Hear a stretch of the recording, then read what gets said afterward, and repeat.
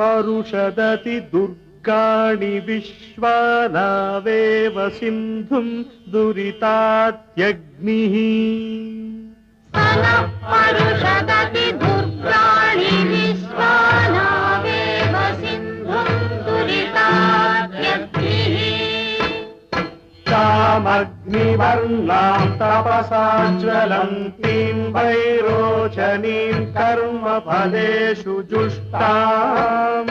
दुर्गां देवीं शरणमहं प्रपद्ये सुतरसि तरसे नमः